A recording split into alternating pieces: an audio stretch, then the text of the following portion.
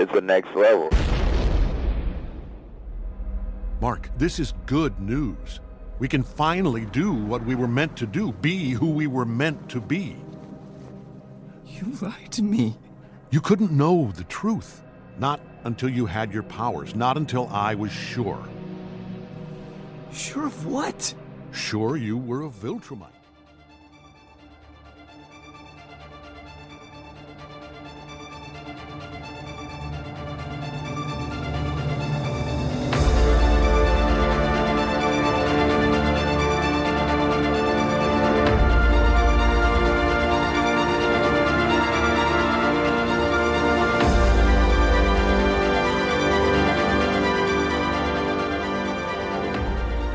Hey, panelers, welcome back to the show. I'm Mark. And I'm Jayme. And this is going to be a spoiler-full podcast about Episode 8, the finale of Amazon Prime's series Invincible, which was created by Robert Kirkman, which was adapted from his comic Invincible and turned into anime. So if you've not watched this episode, please stop, go back, watch it, come back, listen to us, and then go forward. So with that, we're covering Invincible Season 1, Episode 8, which is the finale, Where I Really Came From. And the synopsis for this particular episode is, Mark must prove he's become the hero he's always wanted to be by stopping an unstoppable force. So, yeah, that being his father. Yeah. Yeah. And with that, we're just going to move right into our initial thoughts, as we always do. So, Jayme, what was your thoughts? Thought it was an amazing episode. Perfect way to end the season. And I mean, how do you not love an episode that starts with blood and viscera raining from the sky? Yeah. Oof. There was so much. There was so much blood, action, and carnage in this episode. And it was just pretty much Omni-Man and Mark, you know, Nolan and Mark beating the hell out of each other.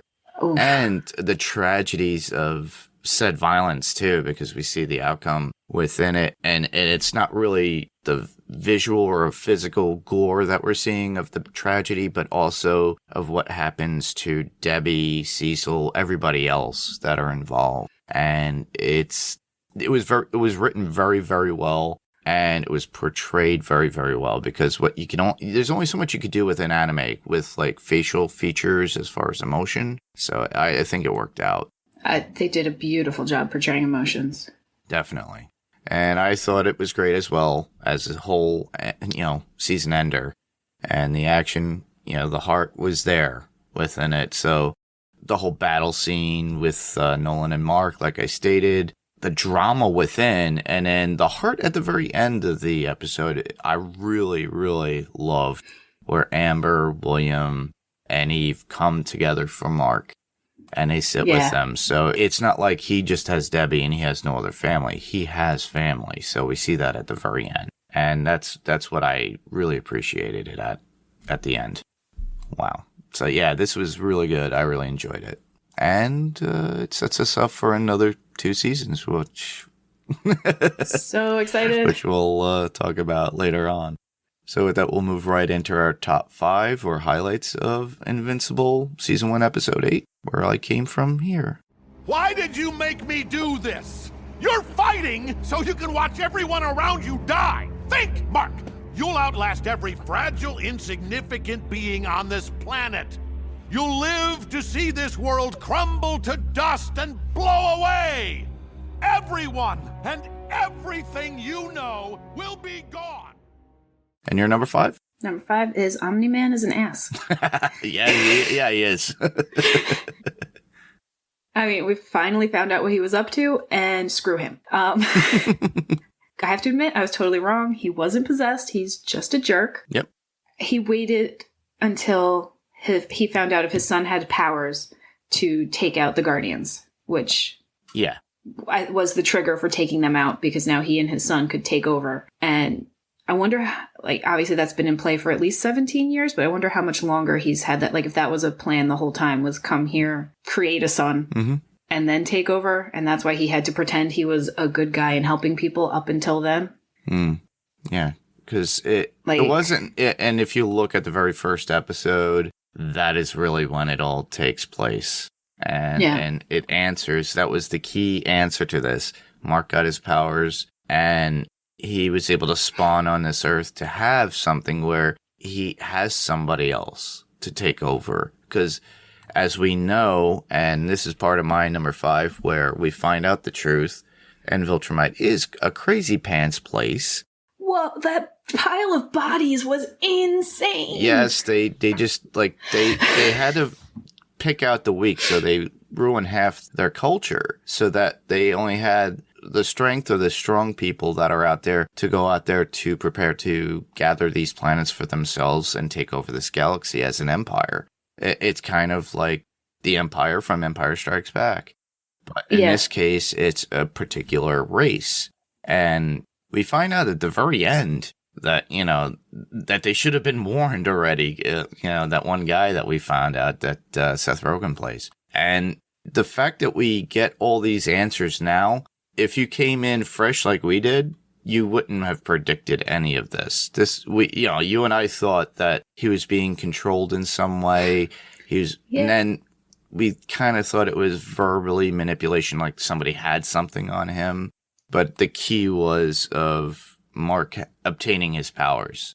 And then, Nolan's figuring that's like, oh, okay, I've already created another one, so I'll utilize that and we'll take over this world. And Mark did not see that, and that's where everything progresses within this episode. I mean, calling Debbie a pet, like, we thought, like, oh, look how cute their love is and all that. And he calls her a pet. Like, seriously, big giant middle finger to him. Exactly. Plus, you did see some emotion within him at the very end during the montage of when he saw Mark growing up and he was looking at Debbie, and then I guess he felt something. I think that is the root and the reason why he flew off the way he did. Yeah, I think so too. I think there's a trickle of humanity in there that was in his Viltrumite being that he just couldn't ignore. And that was the whole reason. And I think that was a result of what Mark had to say at the very end of, like, after 500 years, where will you be? Who will you be with? And I mean, him stating, I'll have you, Dad. And it was so heart-wrenching. Oh, God, that was amazing. Yeah. Even after being beaten like that by his dad. No teeth, no nothing. Oof. And watching his dad kill all of those people just to make a point to Mark. And utilizing Mark to kill those people, too, at one point. Yeah. Oh, that scene was like, oof. And Mark was still like, but I love you, Dad. Yeah. It shows, Mark's strength more than anything. It shows Mark's humanity more than anything, too. Yeah. So that was your number 5? And my number 5, actually. So that worked out well. Your number 4? Number 4 is William. He is still my absolute favorite character. He was like the only comic relief we got to to lighten up the episode a little bit, because it was heavy. And I mean, he's just so awkward and adorable and also straightforward. Yeah. And a good friend. Yeah, always a good friend. I do appreciate William. He's so quirky and fun. Well, my number 4 would be the action and the carnage. So much carnage.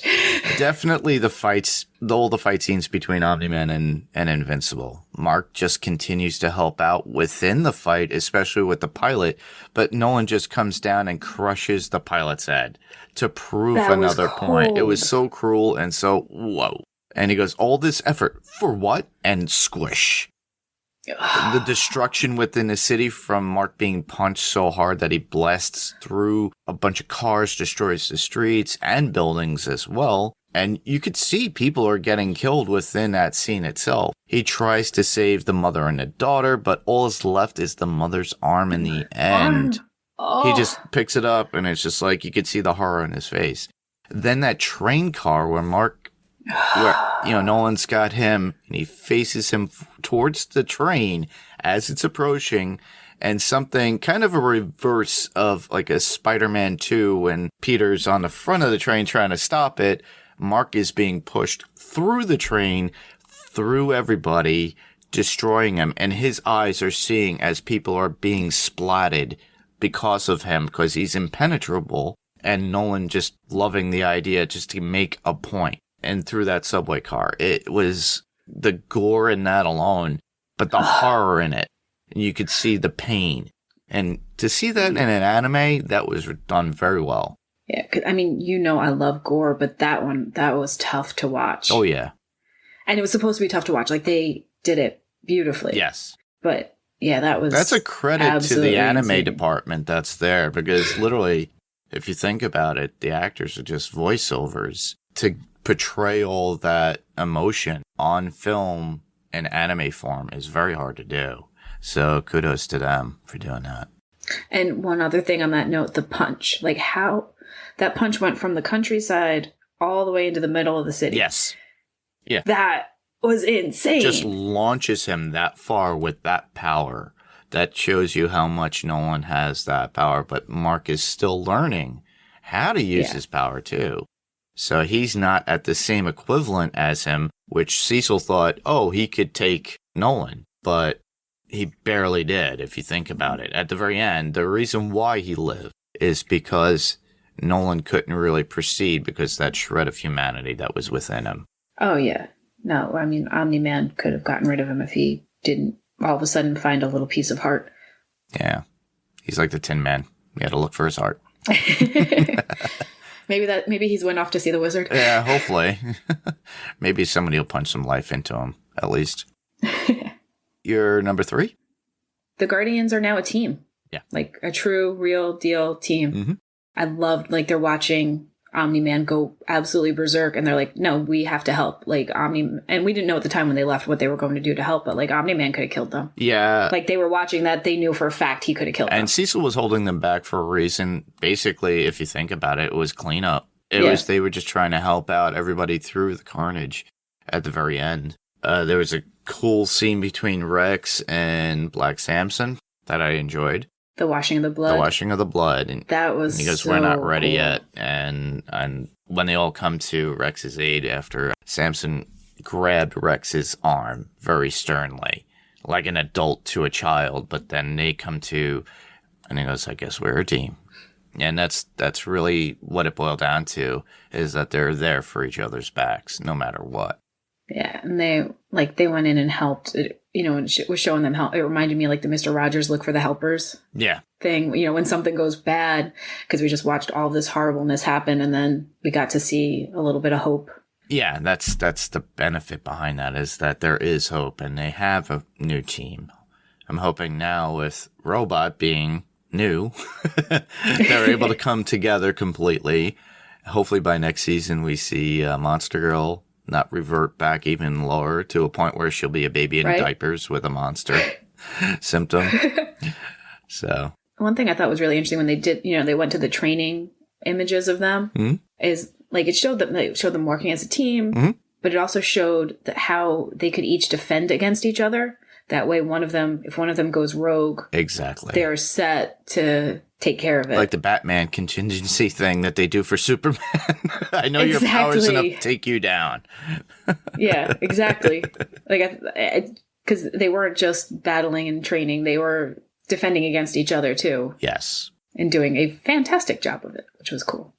That was your number 3? That was my number 3. Well, mine would be Omni-Man's determination. So we see throughout the fight that Omni-Man is determined to do his job and conquer the Earth for Viltrum through his talking to Mark and trying to convert him to his ways. But, he just kept speaking down about Earth and how the Earth needs to bow to them. You can see that Viltrum thinks of planets like Earth with the ideology of conquering worlds, and how Nolan was pretty much converted to their ways.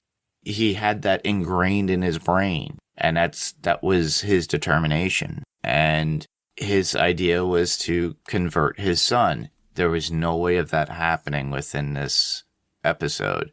Mark was not going to be converted because he is half human. Come on. He grew up on that planet. So what were you thinking of raising him as a human? He's not going to have that information right away. Right. Even though you're telling him, you'll get your powers. A real Viltrum will, eventually they gain them at age whatever, and you're just a little late bloomer. But you didn't institute or put that thought of how Viltrum was in your kid, because you're not on Viltrum. Your wife is human. Regardless if you see her as a pet, They are humans, so obviously there was love there. Literally, there had to be love. There was no reason for him to say, oh, I'm just going to shack up with this chick and have a baby and we'll be married and then eventually, I'll just have to kill her. And I don't think and that... he protected the Earth. I mean, granted to be taken over, but still, he protected the people. Exactly. From all these events. Yeah. And it just out of the blue, as soon as Mark achieved those powers, that's when it just kicks in. He has to do what he was sent there to do. And then I guess he realizes he's in turmoil because of, I don't think his little lunch day with Debbie when the big monster approached was necessarily a way to keep her distant or continuing to lie to her. I think there was some sort of emotion there for him. He did care and he wanted something to work. But it got to that point where he saw the deceit in her, where he had to go full Viltrum and go crazy because she found out what he was doing, why he was hiding the bloodied uniform, why he killed those people, and got that information from the suit maker. And then that's when he felt he lost trust completely and had to go forth. And the only person that he could rely on was Mark. But that didn't work out either because Mark is an individual. He's growing and he has love. He's still half human. But that's just me. You're number 2? The what are you going to do now montage. Oh. At the end. They found a way to hit on all of the storylines that they left open in the previous episodes.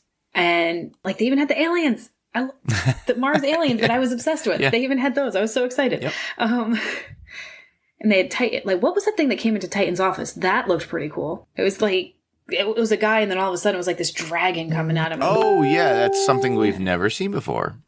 And I'm waiting to see that. We got to see the lion head dude.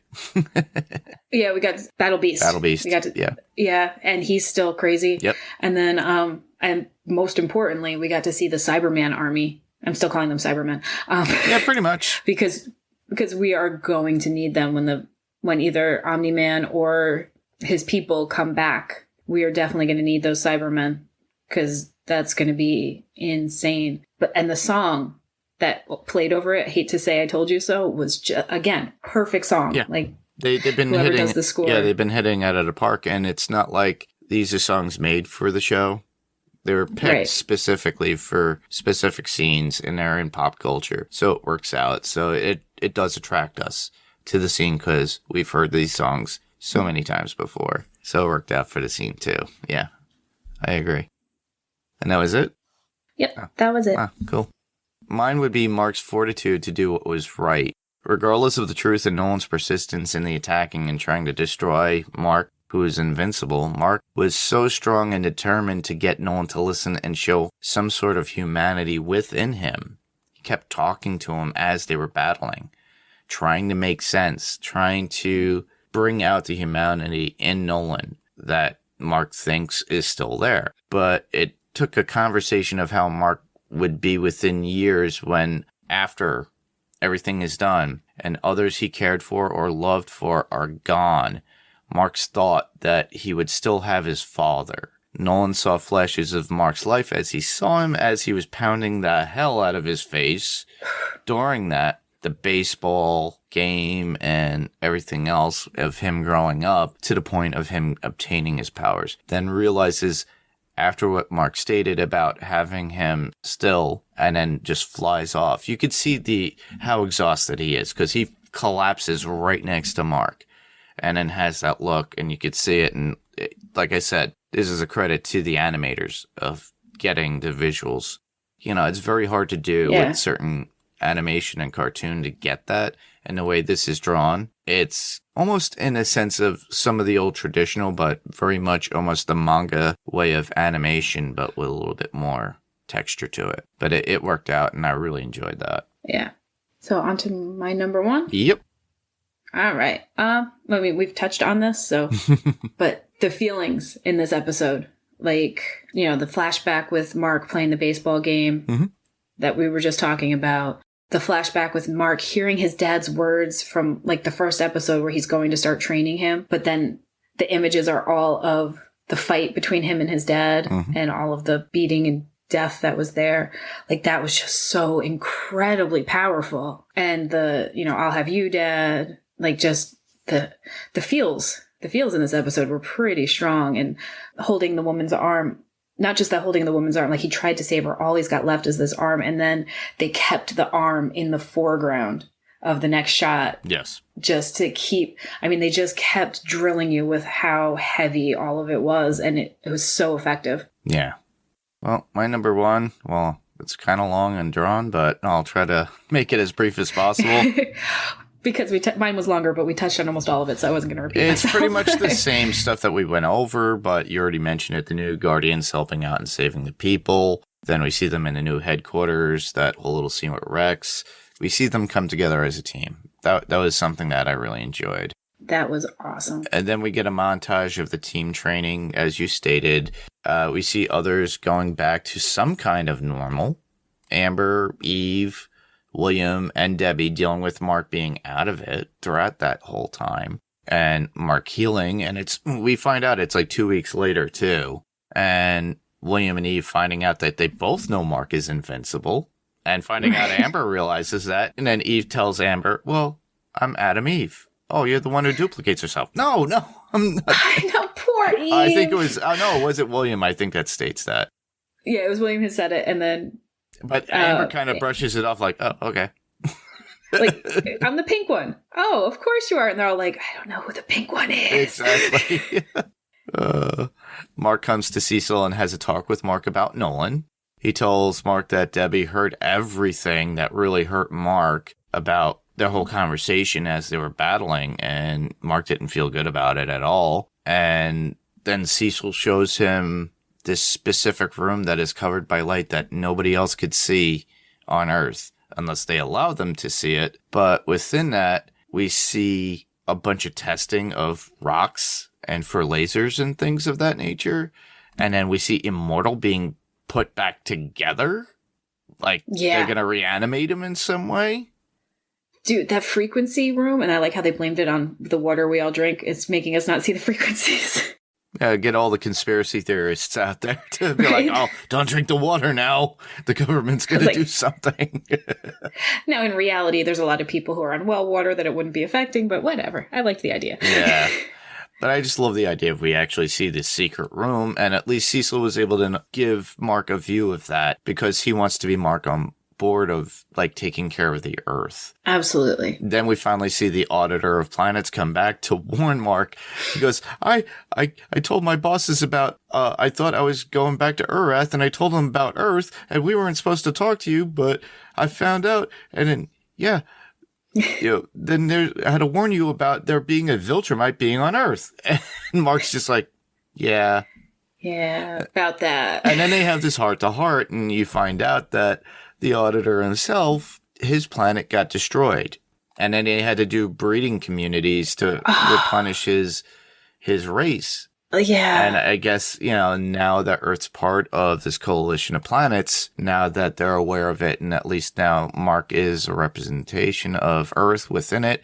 No more testing, so he doesn't have to battle his one-eyed friend every time. But the one thing that I took away from that is the Auditor mentions that when he went back to the coalition of planets to let him know, he has to let them know, but they've never heard of a Viltrumite abandoning their post before. Yes. So this is a first. So this shows that obviously Mark hit a chord with Nolan, and that's why Nolan took off. Where Nolan went, I want to see next season when this comes out, because we have to know.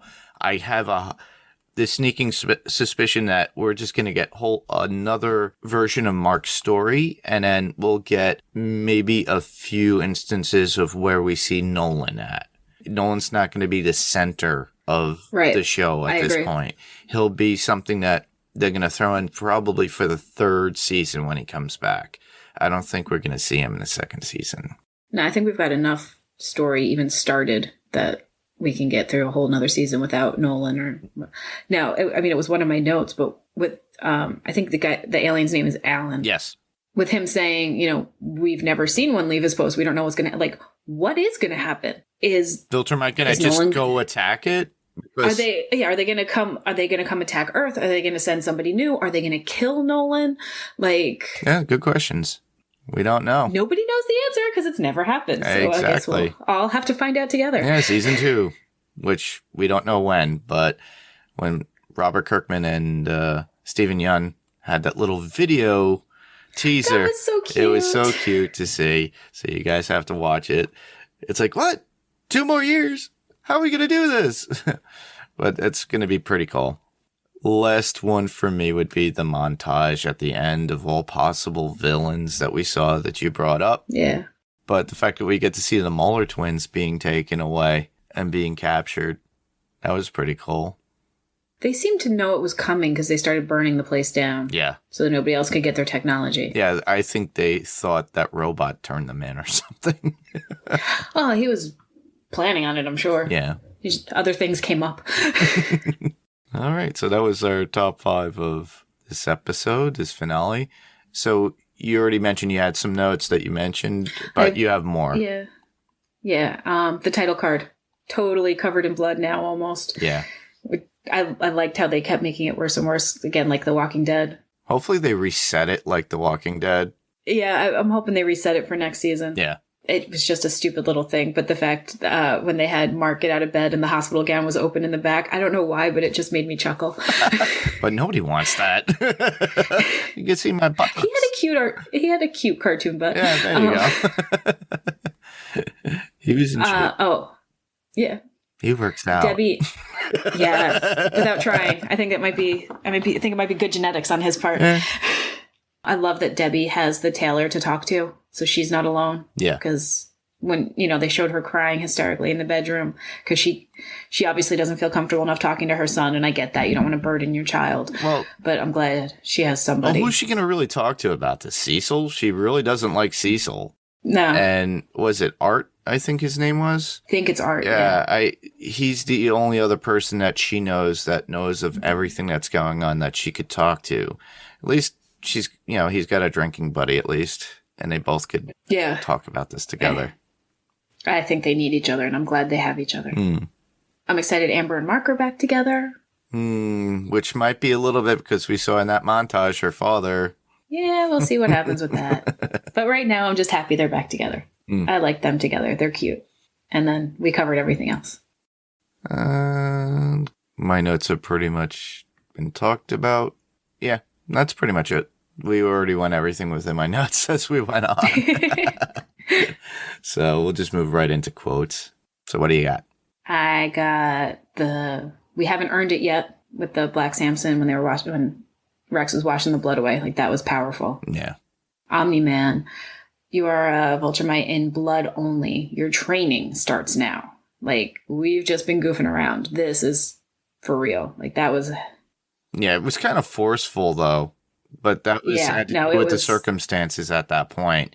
And it was menacing. I liked it. It was kind of like a testing of him if he's worthy of being, quote-unquote, a Viltrumite. Right. And then the last one was Debbie. Our children remind us of the joys in life. They show us what it's all about. This is humanity. That's a good one. Yeah, and it's totally true. Like, watching your child get excited about something is such an amazing feeling. Well, the first few I have are from Nolan himself. So, first one, which is very hard to hear, and him saying, I do love your mother, but she's more like a pet to me. But this is what really sets Mark off on his rage. Yeah. And without that, we wouldn't have these scenes that we have. The next one from Nolan again, these people are meaningless. They are cavemen without us. So that's really the thought of how Viltrumites look at people who don't have powers or anything like that. They're not strong enough. That he even states that they're destroying their own Earth and they destroy themselves, which is true. We do. Yeah. And the last one from Nolan saying, do you really want this? I can wait 17 years again. I can make another kid. And this is as he's pummeling Mark. And it was so hard to hear and to see. But it was really meant to break Mark's will, if you think, not of his body and form, but to have him conform to what Nolan wanted. But the thought of like, well, I'll just make another one. But I don't think deep down Nolan really thought of that. It was just out of rage. And then the next one would be, of course, from Mark saying, "You, Dad, I'll still have you." And that's after Omni-Man asks him what he will do or have after 500 years and everyone else is gone. And that's really sparks off where Nolan, you start to see the humanity within Nolan, and then he has to fly off. Absolutely. And the last one, which is pretty cute, and this is from William, and he says, "Well, we can try, but it's literally what everyone is talking about in the whole world." And that's after Mark states, "Can we talk about something else?" But it's like, that was so funny. Yeah. Yeah, that was hilarious. I love William. I think I'm just glad that they kept him around. They didn't kill him off. Oh, yeah. And Eve made it through. Remember how we were talking? We were sure she was going to get killed? That's true. Yeah. She made it through at least season 1. That was exciting. Yes. I have a funny feeling that might be a little bit of an issue later on in season. Eve and Mark might get together. Who knows? But that's my theory. They might. All right. So with that was our coverage so far, but we got some feedback, and we got some feedback from Chris again. So do you want to take that away? Sure. This episode of Invincible was crazy. First and foremost, I called it about Omni-Man's true intentions way back in episode 1, after he slaughtered the original Guardians. The death toll between Mark and his dad's fight was staggering, just to prove a point that human lives don't matter in the grand scheme of things. Probably my favorite part of that fight was the train scene. Just the way everyone got ripped apart was just gory as hell. I'm glad Mark finally took a stand for himself as a superhero and fought against his dad, but still, like with most fights, he was beaten to a bloody pulp, but I'm sure that we all saw that outcome coming regardless against his dad. I feel Omni-Man on some level at the end of the fight before flying off regretted beating his son to a bloody pulp, at the very least. I'm glad the Guardians knew their place in the fight and realized they couldn't do anything but get in the way between Mark and his dad's fight, but said fuck orders and went to help with the wounded at the very least. William, as always, was a treasure in this episode with his reactions and what he had to say. Still one of my favorites. Yeah. I'm glad Amber realized what type of pressure Mark had been under with everything, and that they're kind of getting, or rather, back together. Can't wait to see how season 2 plays out at this point. The practically incompetent Cyclops coming back to warn Mark about the Viltrumites was great as well. This should be an interesting story thread to unfold. Loved the last bit of montage that was in the episode, and the main thing was the small army of Cybermen that they have built for the impending invasion, which has to be coming. Yeah, I believe that too, because they set their sights on it. He set his sights on it, and it was like emphatic, so you know it's coming. Yeah, that's definitely coming. I know you talk about the practically incompetent Cyclops Alan, Chris, but I do like Alan. I love that character. Like Alan. You know, Seth Rogen makes it as goofy as the character is. I enjoy it. I want to see more of him, but that's just me. And good on him for coming over to help Mark. Exactly. He was... You know, Mark's got a lot of people who like him. Well, the thing is that Mark made an impression on Alan at that point when he goes, "Oh, okay," and then Alan does the same thing to Mark does the same thing to Alan that Alan did to him when they were on the moon that one time. He pulls up a rock for Alan to sit down to talk to him about it, whereas Alan before did that to Mark to explain things. That was so cute. Yeah. All right. Thank you, Chris, for that feedback. We really appreciate it. And with that, we'll just move right into a voice feedback, and we all know who this is. Steve! Yep. Mr. Steve Brown. Hey, Mark and Jayme, it's Steve, and I'm watching Invincible, the season finale, for the second time. And man, there's so much blood in this beginning with Mark fighting and his dad and Omni-Man showing how menace. Such a good beginning. Can't wait to watch the rest of it again. So much coming out in this episode that I can't wait to hear you guys talk about it, because it's just, this stuff with Omni-Man and trying to convince Mark that people aren't worth it, and just heartbreaking it with his mom and everything. Really seeing the power of Omni-Man in this fight as well, and just how ineffectual Mark is. I mean, now his punches are causing natural disasters. Hey, his teeth grew back. love some of the little touches, like in the background when he brings Mark home, you can see across the street the fence up around where the other house was, and a little porta potty there for, like, I guess the workers or something. I'm the pink one. Oh, right. Of course. I love that montage at the end of all the things we have set up for future seasons, which I'm sure you guys will have it in the news that you've seen that Kirkman and Steven Yeun have announced that Amazon Prime has picked them up for not just season 2, but season 3 as well. So we know we're going to at least get 2 more seasons of this. So thanks, guys, for doing this podcast. It was great to have a little break, but I loved sending in the voicemails each week. All right. Talk to you later. Yay, Steve. Thank you. Thank you, Steve. Yeah. Yeah, I don't think his teeth grew back. I think they had to put something in. I don't know. He can heal himself. That is true. Be interesting. They probably did grow back. I wonder if they'll get into that. Oh, yeah, that would be great power. I know some of us want that. Get rid of these crappy teeth we got. Yeah. But yeah. No more cavities. Just pull the tooth out, let a new one grow in. Yeah, exactly. So, yeah, thank you, Steve, for sending that one in. That's awesome. Eventually, we will be coming back. Obviously, there's going to be a hiatus for us between this and Loki coming out on Disney Plus, but we will probably pepper in like a couple of episodes before then about maybe a movie that we haven't covered before. So keep in touch with that with our Facebook group, and we'll go into that later. But right now, we're just going to go right into news, and Steve had already mentioned it. I have mentioned it. Jayme has mentioned it. So obviously, yeah, Robert Kirkman and Steven Yeun have announced with I think it was a Twitter feed video that they launched, and it was Robert, doing his sarcastic, "I hope I'm not bothering you," and them going into it and him saying, "Yeah, we're picked up for 2 more seasons, so we got seasons 2 and season 3, which is amazing." So. They have job security now. You got Gillian Jacobs. You got Steven Yeun. You got all these voice actors now that have some sort of job security, and it's great. And I'm glad. And they can continue the story of Invincible. And I'm eager to hear it and see it on Amazon and cover it later on when it does come out. So thank you guys for pushing that. We got it at the right time at the very end of the season, which is awesome. Yeah, and you know what? The way they did the season finale, even if that was the end, it was still kind of a satisfying end. Yes.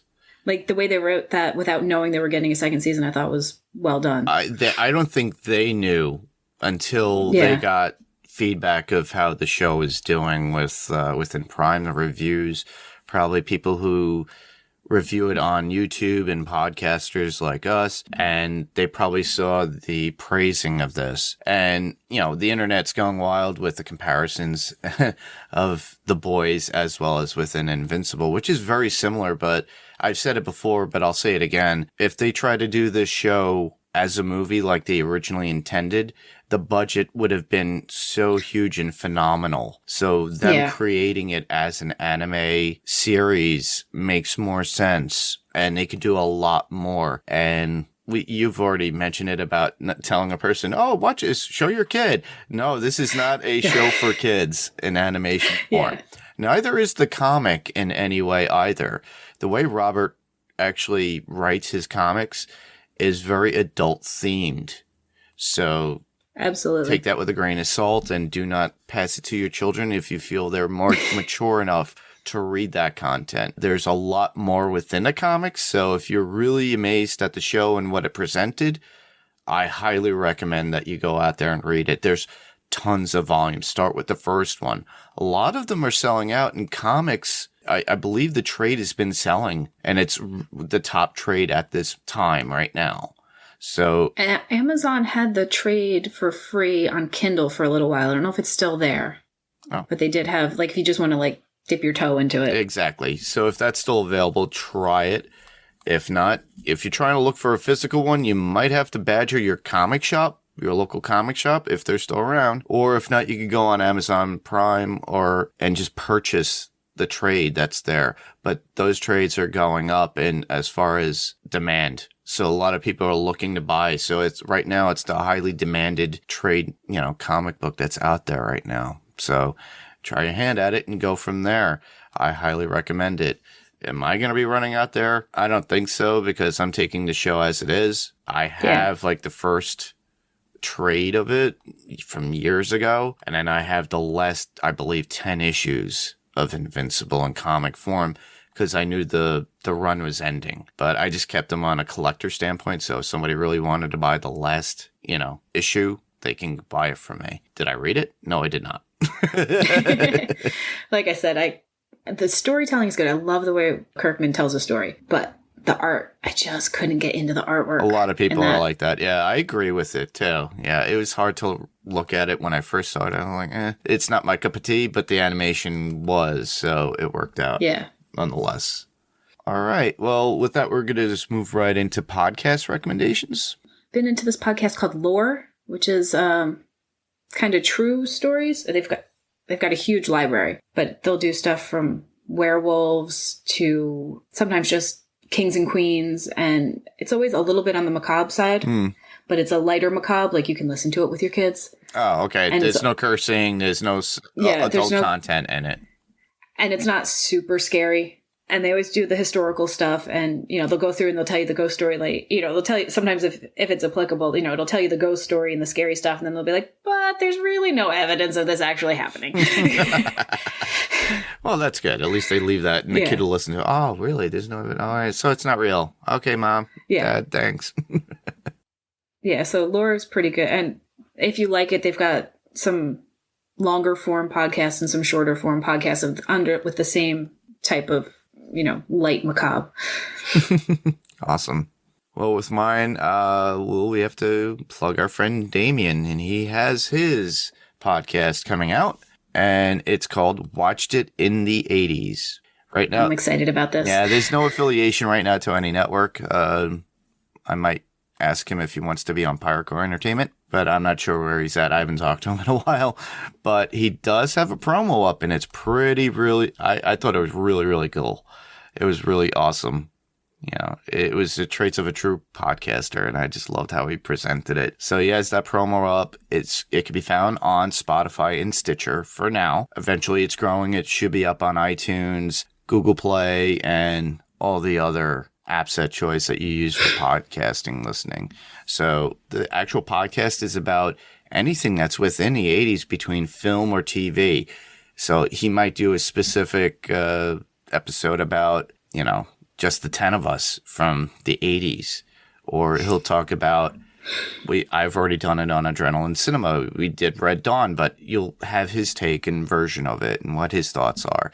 He'll have probably a little bit more information than what I usually bring up. Generally in Adrenaline, I usually just bring up our favorite thoughts about the movie, unknown aspects of the movie, things that we didn't know, people you may have known, but everybody has their own different view of how to do podcasting. So I highly recommend Watched in the 80s with Damien Vitale, and just look for it on Spotify and Stitcher right now. Subscribe if you're interested. Give it a try. And if there's a rating or review, please give a rating or review if you can. And onward to YouTube recommendations. So you got one, Jayme. Yeah, Chris, who was kind enough to write in every week. He has a YouTube channel. He does some video work and video editing. So if you are interested in that kind of thing, he's got some cool stuff up on his site, some scary stories and some just cool images. And he put together one of those funny trailers where Predator is a love story. But it's Chris Gertlinger's motion picture art, and just check it out. Cool. He does anything you like and you want some help, just message him. And yep, awesome. Like to keep him busy. Yeah, he needs jobs like everybody else does. Absolutely. And mine would be the Grim Life Collective. You all have heard this before. Our friends, the Grim Life Collective, with Michael and Jessica. And Michael has been going out lately and following the Kurt Cobain sites that are available out in California. His old house that was in California where they were kicked out of.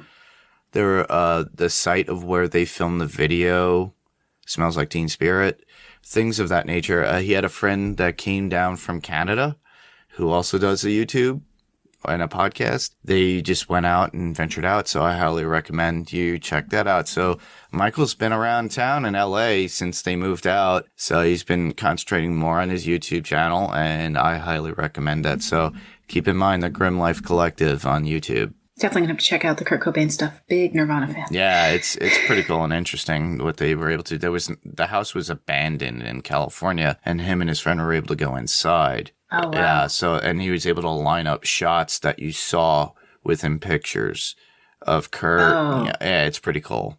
The fact that it was like a $2.3 million home, but it was abandoned, and it's kind of scary to see something like that was left and uncared for all this time. The fact that they were able to get in there was interesting too. So with that, well, a lot of people want to know how to submit some sort of feedback. Well, you could just go to our Facebook page, which would be facebook.com/panels2pixels. Every week, I leave an image of what we're going to be covering. If it's an episode of a show, we'll be posting a picture and telling you to leave a comment down below, which we will read. So I suggest going to that. You could go to our website, which is panels2pixelspodcast.com, but that just redirects you to our Facebook page. So keep that in mind. But like I said, just leave the comments down below the image and we will read them. And it's a good way to get in touch with us. You can message us through the messenger, or you could just email us at panels2pixels1@gmail.com. So that's panels2 is spelled out TO and pixels and the number 1@gmail.com. With that, you could easily just send in some sort of written text form of your feedback. We'll read that as well. Or if not, you could do what Steve did, which is email us saying, here's my audio feedback, record yourself and add it as an attachment, and we will play it like we did. So with that, do that if you can. If not, then just listen to us as you always have been. And whatever's easiest for you. Exactly.